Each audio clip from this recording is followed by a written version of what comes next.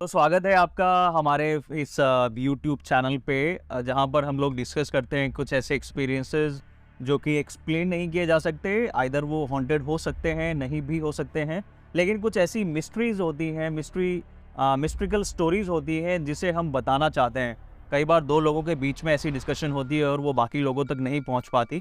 तो यही एक हमारा प्रयास है कि जो भी एक्सपीरियंसेस है, बिकॉज हर किसी के साथ कुछ ना कुछ ऐसा एक्सपीरियंस है जो वो शेयर करता है इंडिविजुअली, लेकिन हम इस चैनल के थ्रू आपके साथ शेयर करना चाह रहे हैं जहाँ पर आप भी उस स्टोरी का आनंद ले सकें। It's a real time based stories हम इसको कह सकते हैं, क्योंकि ये रियल है, ये कुछ बनाई हुई स्टोरीज नहीं है। तो आज की स्टोरी के लिए हमारे साथ हैं अतुल दुबे। तो इनके पास भी कुछ एक स्टोरी है जो कि ये बताना चाह रहे हैं हमारे इस चैनल के थ्रू। ये बताएंगे कि इनका क्या एक्सपीरियंस रहा या इन्होंने जो सुना वो क्या सुना। तो हम इन्हीं से सुनते हैं इनका एक्सपीरियंस, इनकी स्टोरी, इन्हीं की जुबानी। So welcome Atul. सो अगर मैं अपनी स्टोरी बताऊं तो एक मैं अपनी पर्सनल स्टोरी से पहले आपको एक बैकग्राउंड बताता हूं। मैंने एक स्टोरी अपने फादर से सुनी थी। मेरे फादर ने बताया कि हम उनकी आंटी जो थी, आ, उन आ, उन उनके ऊपर किसी ने उनको पोजेस्ट कर दिया था। जब वो प्रेग्नेंट थी, आई थिंक 5 to 6 मंथ का बेबी कैरी करती थी, तो वो गांव में छत से कूद जाती थी। और गांव में जो छत होती है, मतलब ग्राउंड होता है, वो आपके मिट्टी के होते थे उस समय घर।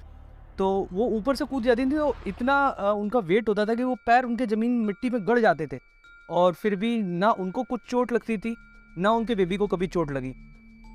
मैं उनका नाम कभी रिवील नहीं करूँगा कि उनका क्या नाम है या वो हमारा कहाँ घर था, लेकिन एक जो फैक्ट स्टोरी है वो मैं बता रहा हूँ आपको। और फिर बाद में जिसने पोजेस्ट किया था, उस सोल ने अपने आप को रिवील किया और बताया कि उनको किसी ने हमारे घर पे भेजा था। फिर बाद में लेटर ऑन वही सोल जो थी वो हमारे घर की प्रोटेक्टर बन गई, और फिर हमको वो प्रोटेक्ट करने लगी। बहुत सारे ऐसे इवेंट्स भी हुए जहाँ पर उन्होंने हमें प्रोटेक्ट किया। अब मैं अपनी एक पर्सनल स्टोरी और बताता हूँ। आई थिंक ये बात होगी ऐसे 2010 के आसपास की बात है। मैं कानपुर का रहने वाला हूँ। तो उस समय हमारे यहाँ ना लाइट चली जाती थी। कानपुर यूजुअली रात के टाइम लाइट चली जाती है, तो लोग छत पे सो जाते थे। गर्मियों का सीज़न चल रहा था, ऐसे जून जुलाई का महीना। मैं भी सब लोगों के साथ ऊपर छत पे ही सो रहा था। तो मैं चारपाई पे सो रहा था। पता नहीं रात को 3 बजे के आसपास लाइट चली आ गई होगी, तो सब लोग नीचे चले गए और मैं अकेला एनी हाउ ऊपर ही सो रहा था। मैं जब ऊपर छत पे सो रहा था, ऐसे 3 से 3:30 के बीच में मेरी आँख हल्की सी खुली।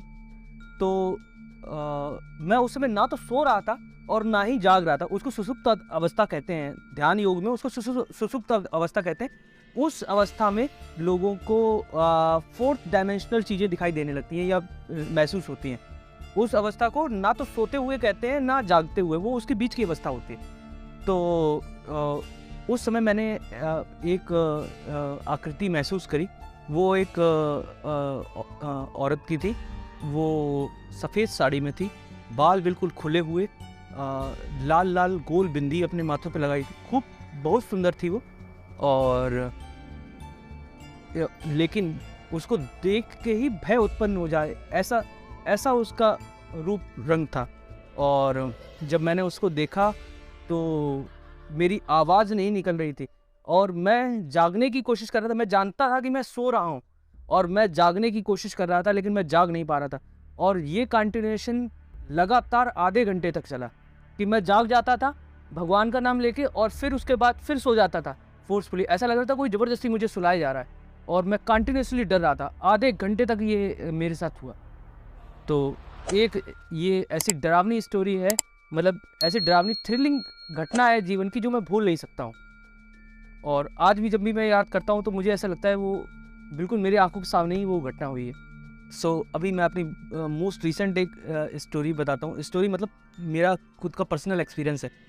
तो चाहे तो आप लोग ये कह सकते हो कि मुझको ये ऐसे एक्सपीरियंसेस ज़्यादा क्यों हुए, इसका मेरे पास आंसर नहीं है, लेकिन मेरे साथ ऐसे 1-2 एक्सपीरियंसेस हुए हैं। तो अभी रिसेंट एक एक्सपीरियंस मेरे साथ हुआ, तो उसमें मैंने फील किया ऐसे, अभी रिसेंट नवरात्रों की बात है, मैं 12 बजे के आसपास सोया था और 2 बजे के आसपास मुझे महसूस हुआ कि किसी ने मुझे टच किया। हाँ, तो ये एक्सपीरियंसेस कुछ ऐसे होते हैं कि हर किसी के साथ होते हैं, जैसा कि अभी अतुल ने बताया कि उसके साथ 2 या 3 ऐसे एक्सपीरियंस हुए जो वो एक्सप्लेन नहीं कर सकता, लेकिन उसने वो महसूस किए हैं, किसी की प्रेजेंस का होना या किसी को महसूस करना। साइंस तो इन चीज़ों को नहीं मानता और आज का विज्ञान जो कि साइंस बेस्ड ही है वो भी नहीं मानता, लेकिन शायद अगर आप साइंस स्टूडेंट से भी पूछो और अगर वो अपने फैमिली बैकग्राउंड से कुछ बताए तो वो भी इस चीज़ को मानेगा कि कहीं ना कुछ तो है जिसको वो एक्सप्लेन नहीं कर पाता। बिकॉज साइंस के रूल क्या है? साइंस के रूल वो है जो हमें पता है। अगर हमें पता है तो वी कैन से ठीक है, ये एक साइंस का रूल है और इस रूल के बेस्ड ये चीज़ हो रही है। अगर कोई 4th डायमेंशन में कोई चीज़ ऐसी हो रही है जिसका लॉ हमें पता नहीं है, तो हम उस पर विश्वास नहीं करते। कल को अगर हमें उसका लॉ पता लग जाए, बैकग्राउंड की साइंस पता लग जाए, तो शायद हम मानेंगे कि हाँ, ये चीज़ होती थी और हुआ करती थी। यही शायद अनएक्सप्लेन्ड चीज़ें हैं जो हम एक्सप्लेन नहीं कर पा रहे हैं, लेकिन हम बता पा रहे हैं जो हमने महसूस किया। करेक्ट अतुल? तो ये एक्सपीरियंसेस कुछ ऐसे ही होते हैं कि 4th या 5th डायमेंशन की चीज़ें आपको महसूस होती हैं और ये सब लोग महसूस नहीं कर सकते। कुछ स्पेसिफिक पर्सन होते हैं। यूजुअली होता क्या है कि हमारे जो शरीर है ये पंच महाभूतों से बना हुआ है, और इसमें कंपोजिशन सबके बॉडी की अलग अलग होती है। किसी में जल की मात्रा ज़्यादा होती है, किसी में वायु की मात्रा ज़्यादा होती है। इसीलिए हर एक आदमी अलग अलग तरीके के एक्सपीरियंसेस करता है।